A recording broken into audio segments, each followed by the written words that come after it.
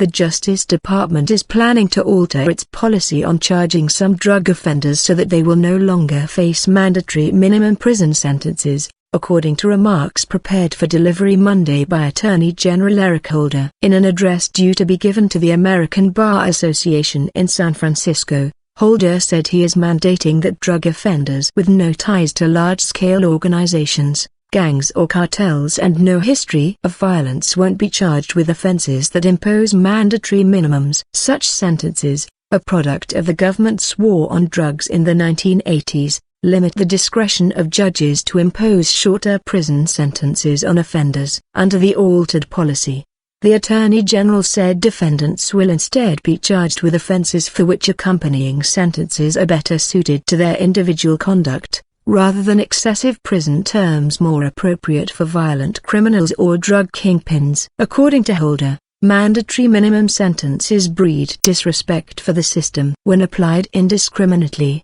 they do not serve public safety. They have had a disabling effect on communities, and they are ultimately counterproductive. U.S. Sens. Dick Durbin, D.L., Patrick Leahy, DVT, Mike Lee, R. Utah, and Rand Paul, Archie, have already introduced legislation aimed at giving federal judges more discretion in applying mandatory minimums to certain drug offenders. According to the Associated Press, federal prisons are operating at nearly 40% above capacity and hold more than 219,000 inmates, with almost half of them serving time for drug-related crimes and many of them with substance use disorders. In addition, 9 million to 10 million prisoners go through local jails each year. In his remarks, the Attorney General praised state and local law enforcement officials for already instituting some of the types of changes Holder says must be made at the federal level. Aggressive enforcement of federal criminal laws is necessary,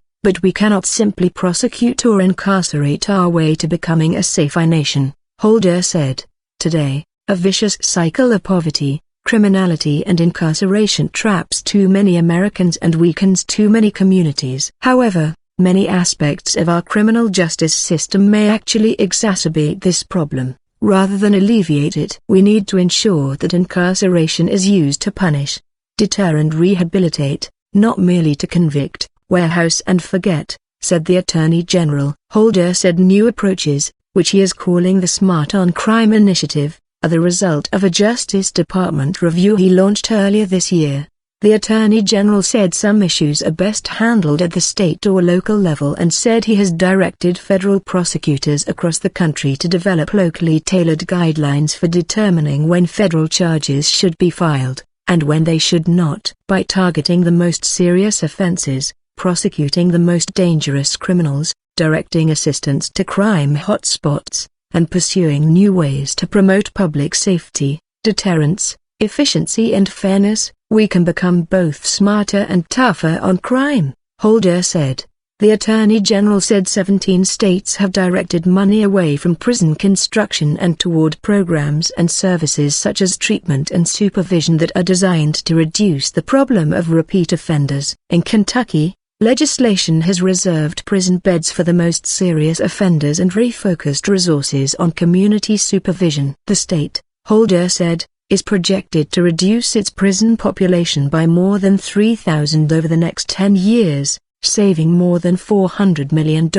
He also cited investments in drug treatment in Texas for nonviolent offenders and changes to parole policies which he said brought about a reduction in the prison population of more than 5,000 inmates last year. He said similar efforts helped Arkansas reduce its prison population by more than 1,400. He also pointed to Georgia, North Carolina, Ohio, Pennsylvania and Hawaii as states that have improved public safety while preserving limited resources. Holder also said the department is expanding a policy for considering compassionate release for inmates facing extraordinary or compelling circumstances, and who pose no threat to the public. He said the expansion will include elderly inmates who did not commit violent crimes and who have served significant portions of their sentences.